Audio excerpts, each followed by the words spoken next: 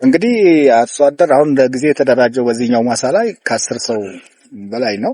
አንድ 10 ሰው ይሆናል። የታረሰውም አሁን በዚህ ዘር የተሸፈነው የሄክታር ብዛቱ 20 ሄክታር ነው። ስለዚህ በጣም በቃ አሁን ከነበረው የእርሻ ከልምድ ከመጣ እርሻ ጋር ተያይዞ ከዚህ ስናየው ልዩነት አለው።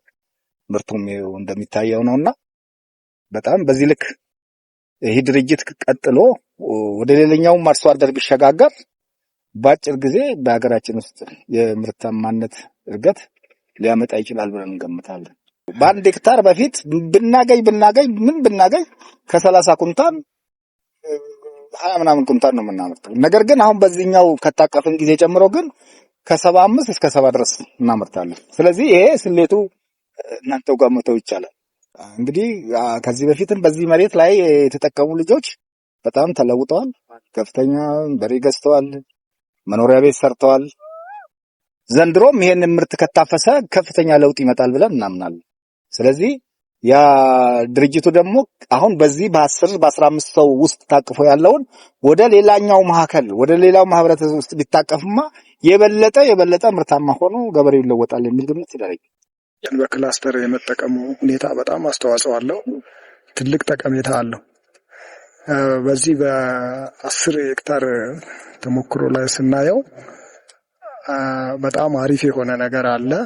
እኔ የዚህ የማህበሩ የዚህ ቁጥጥር ነኝ። ሳየው በጣም አሪፍ የሆነ ነገር አለው። ይሄ ዘር ደግሞ ከአሁን በፊት የታየ ዘር አይደለም። ይሄ አሁን እየተዘራ ያለው የዚህ ዝርያ ወደዚህ ገብቶ የሚያውቅ አይደለም። ግን አሁን ዛላውን ስንመለከተው የተለያየ ነገር ስንመለከት በጣም አሪፍ የሆነ ስንዴ ነው። በጣም ደስ በዚህ መሰረት እስከ 10 እስከ 12 ኩንታል እናገኛለን ብለን እንገምታለን። በአንድ ጥማድ ማለት ነው። በሄክታር እስከ 80 ምናምን 88 እስከ 80 እናገኛለን የሚል እንተማመናለን። በእንዲህ ሁኔታ ከሆነ ማለት ነው። እንደምናየው ከሆነ ያው ምርቱን ደግሞ ያው እንደርስበታለን። እንዲህ ስናየው በተሞክሮ በልምድ ስናየው በጣም አሪፍ የሆነ ዝርያ ነው ያለው። ይሄ ዝርያ በጣም ጠቀሜታ አለው። በፊትም የምንዘራው የተለያዩ ዘሮች አሉ። ግን እዚህ ኤሪያ ላይ ጥሩ ነው የሚባል የነበረው ቀቀባ ነው።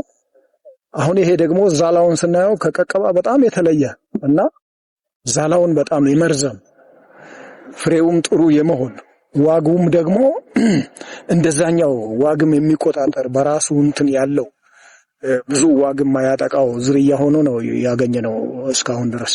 በጣም ነው የምናመሰግነው የወራቤ ግብርና ምርምር በጣም እናመሰግነዋለን። በጣም እንወደዋለን። እንዲያውም ከዚህ በበለጠ ይሄ በትንሹ ነው ተሞክሮ የተደረገው በ10 ሄክታር ላይ ነው።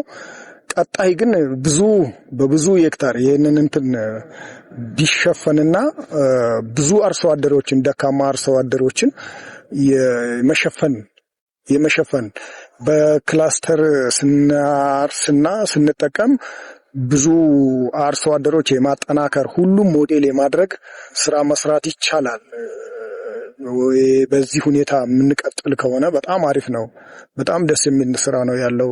ይህ በኮሞዲቲ አንጻር ስናየው ወደ 4 የሆኑ እንትኖችን ጤፍ፣ ስንዴ፣ በቆሎና ገብስ በክላስተር ማሳረፍ ችለናል። በተለያዩ ወረዳ ማለት ነው። እንዲሁም የተለያዩ ተጠቃሚዎችን ያካትታል ማለት ነው። ከዚህ በፊት አርሶ አደር ሲጠቀም የነበረው ቅድም እየገለጹ እንደነበረ ማለት ነው። ያው በጣም እንዲህ አይነት ሌተስት የሆኑ ወይም ቅርቡ የተለቀቁ ቫራይቲን አይደለም ሲጠቀሙ የነበሩት። ከበሽታም ጋር የሚቋቋሙ አይደለም። በሽታ ደግሞ በብዙ ፐርሰንት ይልድን ወይም ምርትን መቀነስ ይችላል። አሁን እኛ ይሄን ኤክስፔክቴሽን የሰራ ነው ማለት ነው። ይልድ ኤክስፔክቴሽን የሰራ ነው በሄክታር 52 ኩንታል ይገኛል ብለን የሰራ ነው። ግን ምርምሩ ከዚህ በላይ ሄዷል። ወደ 50 ኩንታል ቅድም ሲያወራ ነበርኩኝ ከዋኔ ጋር የተወዳደረው ወደ 80 ሄክታር የሄደበት ሁኔታ ነው። እኛ ግን በአርሶ አደር እጅ ወደ 50 ኩንታል በሄክታር ይገኛል ብለን ያሰብነው።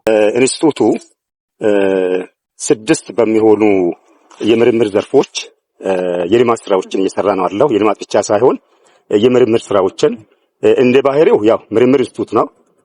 በምርምር የተለያዩ ቴክኖሎጂዎችን ማፍለቅ፣ የግብርና ቴክኖሎጂዎችን ማፍለቅ አለ። ከማፍለቅ ቀጥሎ ደግሞ የማላመድ ስራዎች ይሰራሉ።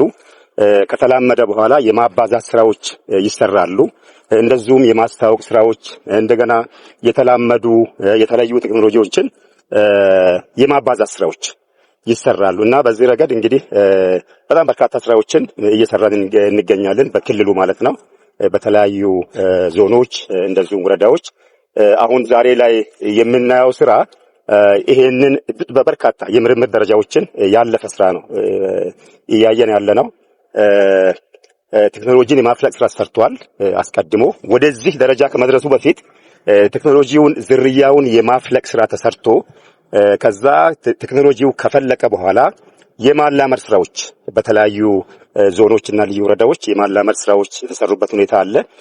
ከዛ በኋላ ወደ አርሶ አደሩ ከመሄዱ በፊት በትናንሽ ማሳዎች በአርሶ አደር ማሳ ከአርሶ አደሩ ጋር አብሮ የመስራት ስራ ወደዚህ ደረጃ ከመድረሱ በፊት ማለት ነው። ከአርሶ አደሩ ጋር የመገምገም ስራ ይሰራ ነበር። ሲገመገም አሁን እዚህ የምታዩት ዳካ የሚባል የስንዴ ዝርያ ነው እና ሲገመገም ይሄ ዝርያ ከነባሩ ጋር ሲወዳደር ምን ይመስላል የሚለውን እንገመግም ነበር። በዋናነት ስንዴ ላይ እንደምታውቁት በሽታ በጣም ትልቅ ችግር ነው።